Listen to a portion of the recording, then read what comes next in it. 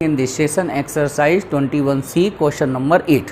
बहुत बढ़िया सवाल है। सवाल क्या है, एक बैग में, देखो लिखा मैंने इंग्लिश में लेकिन हिंदी में मैं समझा रहा हूँ, हिंदी मीडियम वालों को कोई प्रॉब्लम नहीं आना चाहिए। अब तो एक बैग में, और हर सवाल को तुमने देखा गेम बना के किया, इसको भी हम गेम बना के ही करेंगे।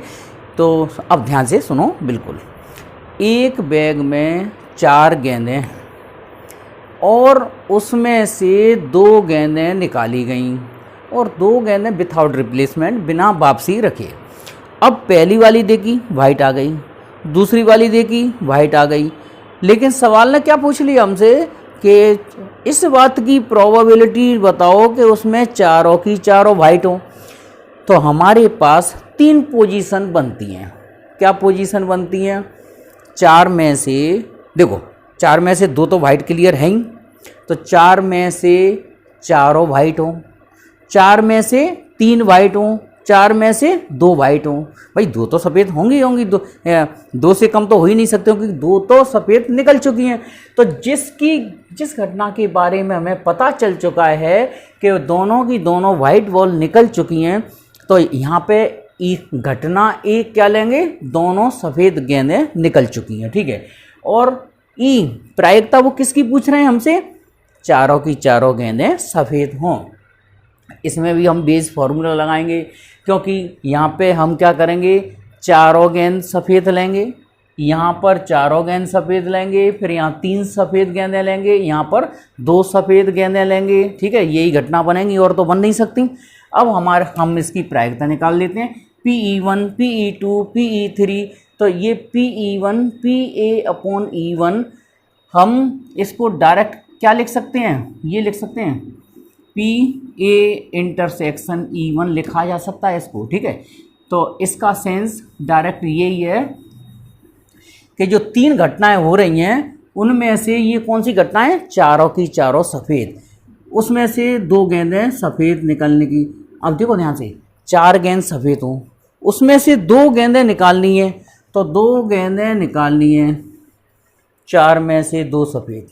और यहाँ पे भी हमारी 4 में से कितनी गेंदें निकालनी है, 2। ओके चलिए, तो ये वाली इवेंट तो यहाँ रिपीट करी दो, 4C2/4C2 प्लस, अब यहाँ लेंगे हम कितनी, E2 का मतलब 3 सफ़ेद, तो 3 सफ़ेद माने 3 में से 2 गेंदें सफ़ेद। भाई 2 गेंदें निकली हैं वाइट, है ना, और टोटल 4 में से 2।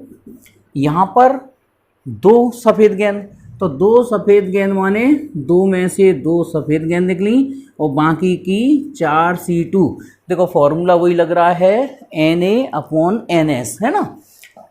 अगर ये अलग अलग लिखना है 1/3 1/3। A/E1 का सेंस क्या मतलब होता है कि यहाँ पहली वाली घटना माने चारों सफ़ेद में से 2 सफ़ेद गेंदें निकलने की प्रायिकता, इसको लिखना है तो सबकी प्रोबेबिलिटी 1/3 1/3 1/3 कर दो, तो उसका कोई सेंस नहीं है, कैंसिल आउट हो जाएंगी। चलो अब इसको सॉल्व करते हैं, चलो इधर सॉल्व कर लेते हैं। 4C2/4C2 वो तो 1 हो जाएगा,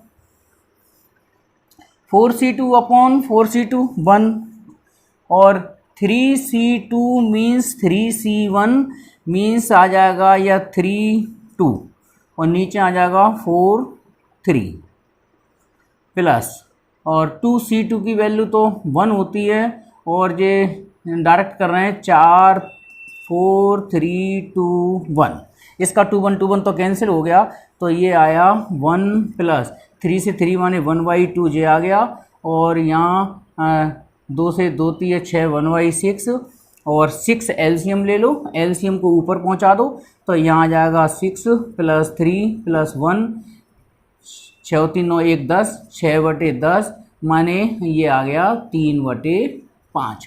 तो ये आंसर हम यहाँ लिख देते हैं, इसका आंसर कि जिसकी प्रायिकता यहाँ पूछी गई है कि चारों की चारों सफ़ेद गेंदें हों, उसकी प्रोबेबिलिटी 3/5। इस तरह से आप आंसर को बॉर्डर में क्लोज कर दीजिए। क्वेश्चन नंबर 9 बहुत बढ़िया सवाल है। पहले हम सवाल को समझेंगे अच्छी तरीके से, क्योंकि जब तक सवाल माइंड में नहीं बैठेगा तब तक उसका सॉल्यूशन निकल के बाहर नहीं आएगा, ठीक है। तो क्वेश्चन क्या है, एक डॉक्टर साहब हैं उन्होंने अपने पुराने एक्सपीरियंस मतलब अपने पुराने अनुभवों के आधार पर देखा कि उन्होंने अपनी ज़िंदगी में 4 तरीके से यात्राएं की मरीजों को देखने के लिए। कौन कौन से? ट्रेन, बस, स्कूटर, अदर्स। ठीक है, तो उन्होंने देखा कि ट्रेन से जाने की प्रोबेबिलिटी निकली 3/10, है ना, माने 30%। और बस से जाने की प्रोबेबिलिटी निकली 1/5, 20%। स्कूटर से जाने की प्रोबेबिलिटी 1/10। अदर्स माने कार वगैरह किसी से जाने की प्रोबेबिलिटी 2/5। फिर उन्होंने ये भी देखा कि अगर उन्होंने ट्रेन का यूज किया है तो वो 25% केसों में लेट हुए। 25% केस माने 1/4 माने 25% केसों में लेट हो गए। अगर उन्होंने बस का यूज़ किया है तो 1/3 33% लेट हुए। स्कूटर का यूज़ किया तो 1/12 1/12 का मतलब हो गया मतलब 1/4 माने 25 का भी 23 हिस्सा 24 8% के करीबन। ठीक है, और अदर्स का यूज़ किया, कार वगैरह का यूज़ किया तो फिर वो लेट नहीं हुए। अब एक पेशेंट को वो देखने गए और लेट हो गए, ये क्लियर पता चल गया, लेट हो गए। पता चल जाता है उस इवेंट को हम ए मान लेते हैं, ही अराइव्ड लेट, मतलब वो लेट आए। और अब लेट तो आए, अब इस बात की प्रोबेबिलिटी कि उन्होंने ट्रेन वाला तरीका अपनाया हो, ट्रेन से आए हों, इसकी प्रोबेबिलिटी क्या होगी? सीधा सीधा बेस फार्मूला लगाना है। अब बेस फार्मूला कैसे लगाएंगे? ट्रेन से आने की प्रोबेबिलिटी 3/10। A/E1 का मतलब हो गया कि वो ट्रांसपोर्ट तो उन्होंने यूज़ किया ट्रेन वाला और फिर भी लेट हो गए, तो इनके ट्रेन से लेट होने की प्रोबेबिलिटी है 1/4 मीन्स 25%। तो ऊपर वाली कैलकुलेशन तो यहाँ रखी दो, 3/10 1/4। E2 का मतलब बस वाला तरीका, बस से आने की प्रोबेबिलिटी 1/5 है, और बस के द्वारा लेट हो जाते हैं उसकी प्रोबेबिलिटी दी है कितनी? 1/3 33% से थोड़ी ज़्यादा। ठीक है, और अगर वो स्कूटर का यूज़ करते हैं तो स्कूटर से आने की प्रोबेबिलिटी 1/10 है। फिर स्कूटर से लेट होने की प्रोबेबिलिटी कितनी है? 1/12 है। ठीक है, स्कूटर से लेट होने की प्रोबेबिलिटी 1/, ठीक है, तो 3/10 1/5 1/10, और ये चेक कर लें 1/4 1/3 और 1/12। ठीक है, और ये वाली इवेंट इसकी मतलब अदर्स से आने की प्रोबेबिलिटी 2/5 है, लेकिन लेट होने की प्रोबेबिलिटी कितनी है? 0 अदर से, इसलिए इस कैलकुलेशन का तो कोई इंपॉर्टेंस नहीं रहेगा। अब हम क्या करते हैं, 10 चौक 40। देखो कैलकुलेशन कैसे फास्ट की जाती है।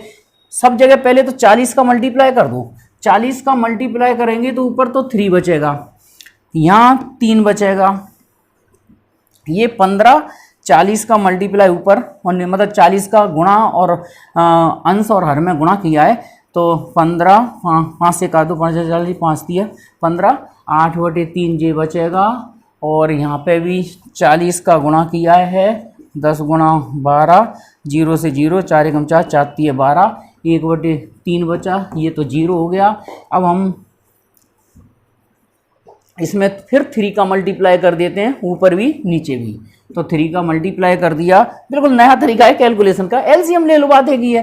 तो 3 3 जा 9 और जे 8 और जे 1, तो ये आ गया 9 और 9 8 17 1 18, माने आंसर हो गया 1/2। ये फाइनल आंसर इसका हो गया।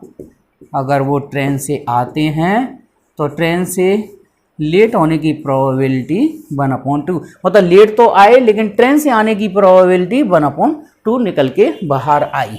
ओके, बढ़िया सवाल था। चलो सॉल्यूशन क्वेश्चन नंबर 10, ये भी बहुत इंटरेस्टेड, बहुत अच्छा सवाल है। देखो मज़ा आएगा, आनंद आएगा। कैसे?